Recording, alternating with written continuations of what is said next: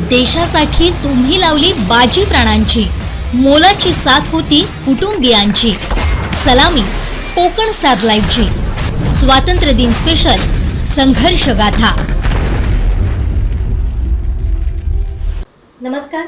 कोकण साथ लाईव्हच्या संघर्ष गाथा या खास कार्यक्रमात आपलं सगळ्यांचं स्वागत. आणि आज आपण आलो आहोत सावंतवाडी तालुक्यातल्या माडकोळ ठाकूरवाडी इथल्या माजी सैनिक लॅब टेक्निशियन पासून ज्यांनी सुरुवात केली आणि सुभेदार मेजर पदापर्यंत जे पोहोचले होते ते अरुण शिर्के सर. त्यांच्या घरी आपण आलो आहोत आणि त्यांची सैन्यातली कशी वाटचाल होती, त्याचबरोबर त्यांनी जे काही देशासाठी सेवा केलेली होती, तर त्या संघर्ष गाथेविषयी त्यांच्याचकडून माहिती जाणून घेऊयात. सर, आपलं स्वागत कोकण साथ लाईव्हच्या खास कार्यक्रमात. धन्यवाद. सर, आपण 30 वर्ष सेवा केलेली आहे भारत मातेची. तर लॅब टेक्निशियन पासून आपली सुरुवात झाली होती, मात्र आर्मीमध्ये आल्यानंतर एकच कळतं की सैनिक म्हणजे लढत असतात सीमेवर, एवढीच आपल्याला माहिती असते. पण हे फील्ड नेमकं काय आहे तुमचं? मॅडम, काय असतं की आपली सेना ज्यावेळी सरहद्दीवर लढत असते तर दोन्ही बाजूला बंदुकीच्या गोळ्या असतात, त्याच्यानंतर तोफांच्या गोळ्या असतात, वेगवेगळ्या प्रकारच्या. म्हणजे दुश्मन आपल्यावर आक्रमण करत असतो, आपण त्याचं प्रति आक्रमण किंवा प्रतिकार करत असतो. असं करत असताना तिथे लढाईच्या मैदानावर सैनिक हा जखमी होतो किंवा त्याला कुठल्या प्रकारची मोठी इंजुरी होते किंवा छोटी मोठी होते. आणि मग त्या ठिकाणी त्या पेशंटला वाचवण्यासाठी, म्हणजे त्या सैनिकाला वाचवून परत त्याला ट्रीटमेंट देऊन परत लढाईसाठी तयार करणं. मग असं करण्यासाठी आपल्या भारतीय सेनेमध्ये AMC म्हणजे आर्मी मेडिकल कोर अशा प्रकारचा एक कोर्स स्थापन केलेला आहे. मग ह्या आर्मी मेडिकलचे कोरचे डॉक्टर्स, टेक्निशियन, नर्सेस ह्या सगळ्या जिथं लढाई होते त्या लढाईच्या अगदी जवळच्या क्षेत्रात आपलं तात्पुरत्या स्वरूपाचं, जेवढी लढाई लांब होईल त्याप्रमाणे ते रिक्वायरमेंटप्रमाणे हॉस्पिटल उघडतात आणि ह्या जखमी सैनिकांची तिथल्या तिथे ट्रीटमेंट करतात. आणि ट्रीटमेंट केल्यानंतर जे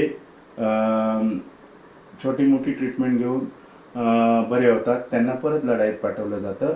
आणि जे जास्त जखमी असतात, मोठा आजार म्हणजे मोठीच इंजुरी झाली असेल किंवा मोठा काहीतरी त्याला लढताना मोठ्या प्रकारचं काहीतरी जर इंजुरी झाली असेल तर त्यांना मग पुढची ट्रीटमेंट घेण्यासाठी पुढे दिल्ली किंवा जिथे आता जसं जम्मूमध्ये लढाई झाली तर तिथून त्याच्या पुढचं जे बेस हॉस्पिटल असतं त्याच्यात पाठवतात. तिथून मग पुढे दिल्लीला त्याला पाठवतात आणि त्याला बरं करण्याचा पूर्ण प्रयत्न करतात. अशी एक चेन आहे. त्या चेनमधलं सुरुवातीचं आमचं AMC मध्ये पेशंटला, जखमी झालेल्यांना उपचार करून परत लढाईत पाठवणं असं हे प्रमुख ध्येय असतं. पण सर, जेव्हा तुम्ही सैन्यात जॉईन झाला त्यावेळी तुम्ही किती वर्षाचे होता त्याबद्दल? मी ज्यावेळी सेनेमध्ये जॉईन झालो त्यावेळी 87 मध्ये मी 19 वर्षाचा होतो. आणि 19 वर्षापासून पुढे मग पुढची 30 वर्ष प्लस अशी माझी नोकरी झालेली आहे.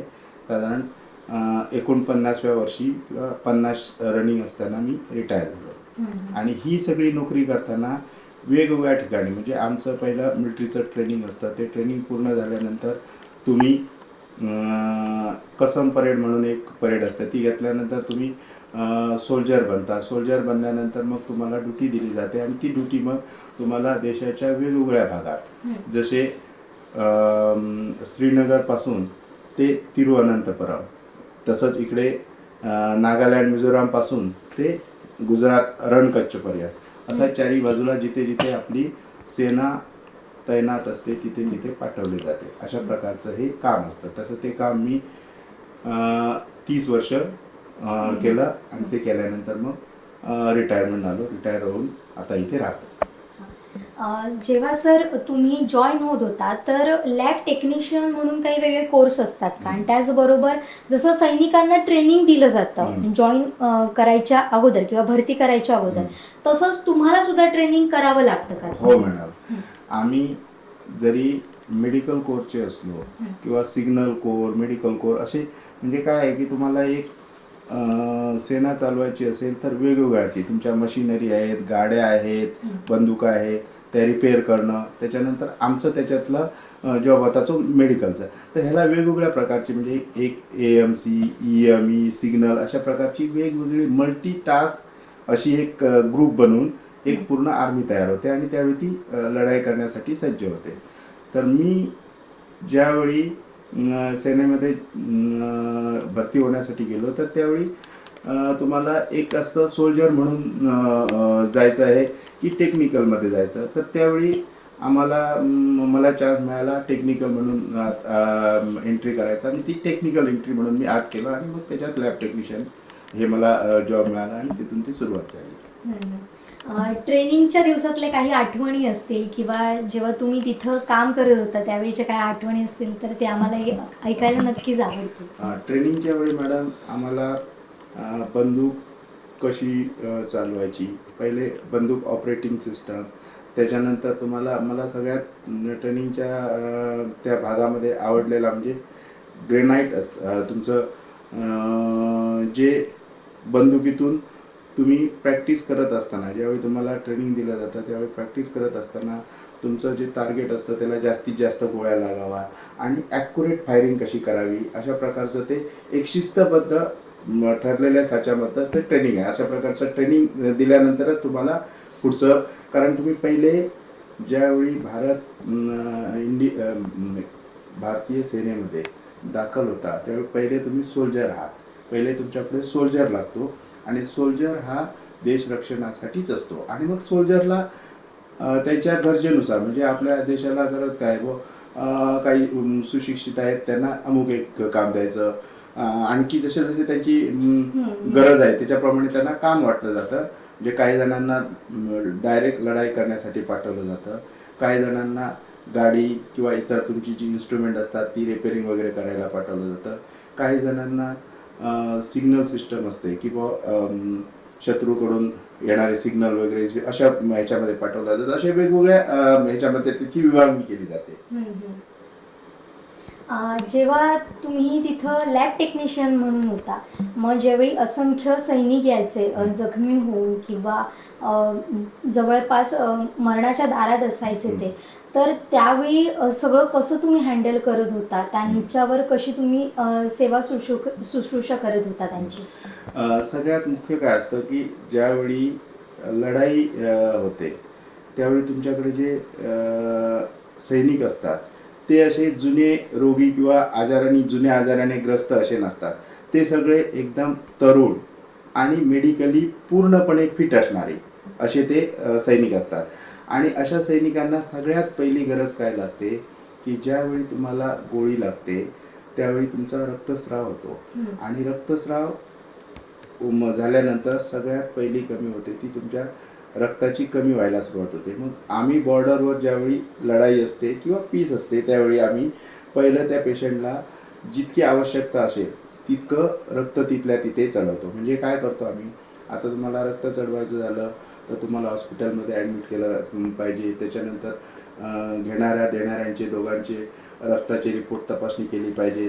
त्यांना कुठली सगळ्या ह्या चाचण्या करून झाल्यानंतर व रक्त चढवण्यासाठी सुटेबल आहे का हे बघावं लागतं आणि ते चढावं लागतं. ते आपल्याला आपल्या या सेनेमध्ये असताना हे तुम्हाला तिथे फील्डमध्ये म्हणजे जिथे लढाई होते तिथल्या तिथेच रक्तही काढायचं, ते सगळ्या टेस्ट तिथे करायच्या आणि पेशंटला ते चढवायचं, त्याला बरं करायचं आणि परत त्याला गरजेनुसार पुढे पाठवायचं, लढाईसाठी पाठवायचं किंवा जास्त आजारी असेल तर त्याला पुढच्या ट्रीटमेंटला पाठवायचं. अशी ती सगळी ती सिस्टम असते.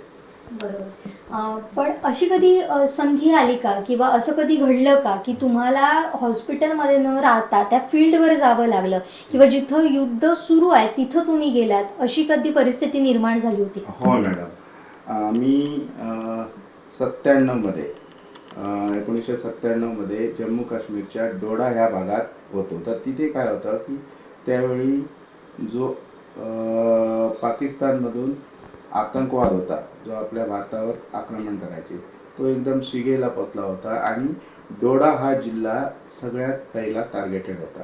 आणि अशा जिल्ह्यामध्ये मी तिथे पोस्टेड होतो आणि आम्ही एक म्हणजे एक मेडिकल इन्स्पेक्शनचं युनिट असतं, त्याच्यात एक डॉक्टर असतो, आणखी नर्सिंग असिस्टंट असतो, लॅब टेक्निशियन असतो, आणखी ऑपरेशनला मदत करणारा असा तो एक ORA म्हणून असतो. अशी ती सगळी टीम असते आणि ही टीम आमची सगळी डिप्लॉयड होती त्या डोडा जिल्ह्यामध्ये, जम्मू काश्मीरच्या.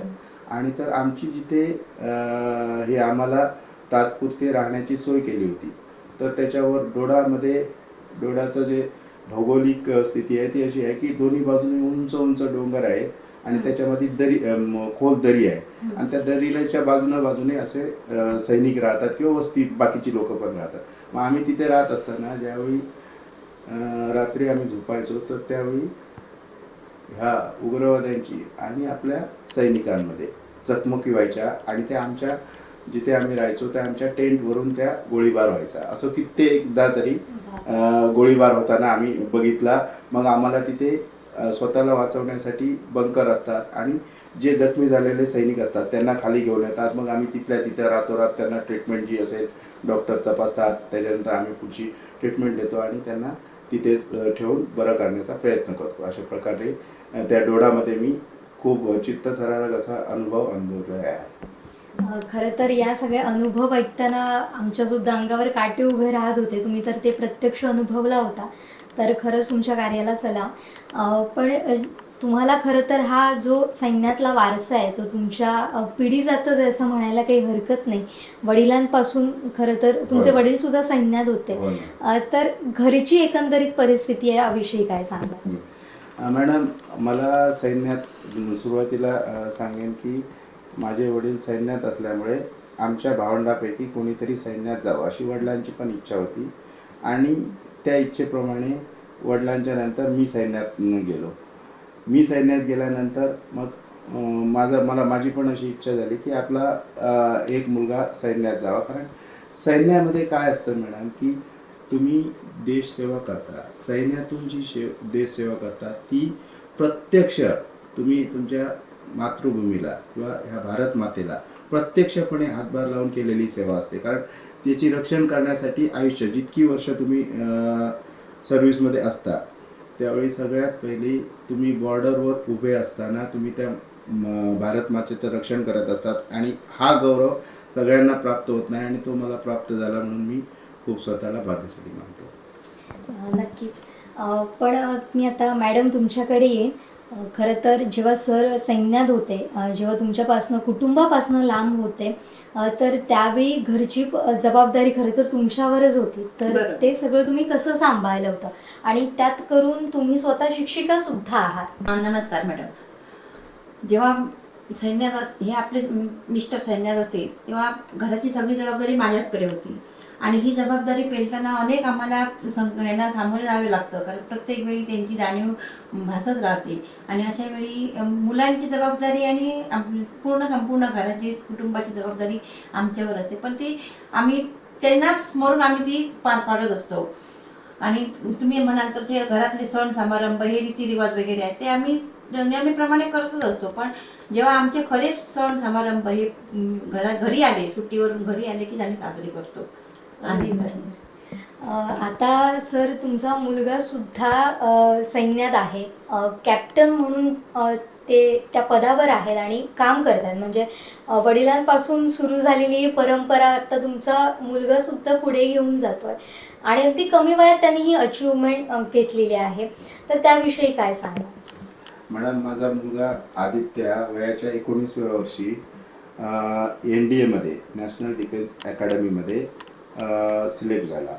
पहिली त्याच्यासाठी काय असते, एक लेखी परीक्षा असते UPSCच्या through, union public service commission एक लेखी परीक्षा घेतो.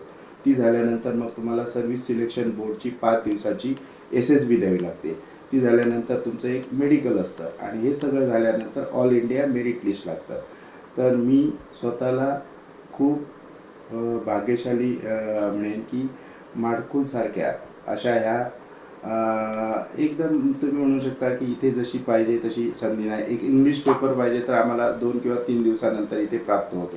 मग अशा ठिकाणाहून ऑल इंडिया लेवलची ही परीक्षा काढून अशा प्रकारचं कमिशन घेणं हे माझ्यासाठी वडील म्हणून खूपच तुम्ही म्हणू शकता की मी स्वतःला भाग्यशाली समजतो की अशा ठिकाणाहून सुद्धा आपली मुलं ही NDA सारख्या प्रतिष्ठित ठिकाणी जाऊन ऑफिसर म्हणून क्लास 1 ऑफिसर म्हणून एंट्री करू शकतात आणि ते आपलं भविष्य करू शकतात. कारण सेनेचं भविष्य हे मी मगाशी तुम्हाला सांगितल्याप्रमाणे प्रत्यक्ष सगळेच मातृभूमीची सेवा करत असतात. मग ते सिव्हिलमध्ये कलेक्टर असो किंवा बाकी कुठल्याही, पण ही प्रत्यक्षपणे मातृभूमीला जाऊन रक्षण करण्याची ही जी संधी आहे ती माझ्याप्रमाणे माझ्या मुलाने जोपासली आणि त्याच्यासाठी मी स्वतःला खूप भाग्यशाली मानतो. आता माझा मुलगा सध्या राजस्थानच्या सरहद्दीवर आहे आणि तो आपलं काम चोखपणे पार पाडतोय. सरांनी आता आपल्या मुलाविषयी सांगितलं, तर मी पुन्हा तुमच्याकडे येईन मॅडम. काय सांगाल, म्हणजे पहिल्यांदा नवरा होता, नवरा अनेक वर्ष तुमच्यापासून लांब होता, म्हणजे खरं तर ते भारत मातेची सेवाच करत होते आणि आता मुलानं सुद्धा तोच निर्णय घेतलेला आहे. काय वाटतं एकंदरीत, काय भावना आहेत आता? मला तर त्याबद्दल खूपच अभिमान वाटतोय की माझे मिस्टर मिलिटरीमध्ये होते. त्यानंतर माझ्या मुलाला याची आवड निर्माण झाली आणि तो आता सध्या देश सीमेवर रक्षण करतोय, देशाचे रक्षण करतोय. आणि अशा या देशाचे रक्षण करणाऱ्या माझ्या मुलाला मी मनापासून धन्यवाद देते आहे. त्याचा मला अभिमान आहे. नक्कीच, आम्हाला सुद्धा या सगळ्यांचाच अभिमान आहे. सर, मी मगाशी ही मेडल बघितली होती, तर जेव्हा ती आपल्या छातीवर जेव्हा ती मेडल लावली जातात तेव्हा एक वेगळाच माहोल असतो तो, म्हणजे ती भावना फार वेगळी असते. तर तुम्हाला जेव्हा पहिल्यांदा मिलिटरीतलं पदक मिळालं होतं, मेडल मिळालं होतं, त्यावेळी तुमच्या भावना काय होतात आणि नेमकं कशासाठी पहिलं मेडल तुम्हाला मिळालेलं? मॅडम, सगळ्यात पहिलं मेडल जे मला मिळालेलं होतं ते जम्मू काश्मीरमध्ये पोस्टिंग असताना तिथली सेवा केल्याबद्दलचं मेडल मिळालं. तर ज्यावेळी ते मेडल मला सरकारने दिलं त्यावेळी मला खूप स्वतःवर अभिमान वाटला की आम्ही सुद्धा हे मेडल घातल्यानंतर जो अभिमान असतो तो आतून आलेला असतो मॅडम. तो एक ही सगळी मेडल नुसते सोन्या चांदीचे मेटलचे धातूचे एक गोल असे हे नसून ते तुमचा आत्मविश्वास आणखी मजबूत करण्यासाठी दिलेले असं ते प्रोत्साहन असतं. आणि ज्यावेळी ते तुम्ही असं मेडल घालून तुम्ही कामं करता त्यावेळी तुम्हाला आतून इन्स्पिरेशन मिळत राहतं. त्यामुळे जे पहिलं मेडल मला मिळालं त्यावेळी ते घातल्यानंतर खूप अभिमान वाटत. सर, जाता जाता एक प्रश्न, काय सल्ला द्याल आता या नव्या पिढीला, काय सांगाल, काय टिप्स द्याल? मी सर मॅडम माझ्याकडून आता या आपल्या नव्या पिढीला खास करून आपला वारसा बघा, आपण छत्रपती शिवाजी महाराजांचा वारसा जपलेला आहे, आपण त्यांचे सगळे वारसदार आहोत. तर छत्रपती शिवाजी महाराजांनी आपल्या देश मातृभूमीसाठी जे केलं त्यांचा वारसा जपत आपल्या ह्या इकडच्या कोकणातल्या मुलांमध्ये कुठल्याही प्रकारच्या ज्ञानाची किंवा चिकाटीची कमी नाही, फक्त त्यांना मार्गदर्शनाची कमी आहे. तर मी आपल्या माध्यमातून त्यांना सांगू इच्छितो, जे विद्यार्थी 10वी 11वी आणि 12वीत वगैरे असतात आणि ते अशा प्रकारच्या कमिशनला जाण्याची त्यांची जर इच्छा असेल तर मला सांगाल, तिथं मी त्यांना जाऊन मार्गदर्शन करेन.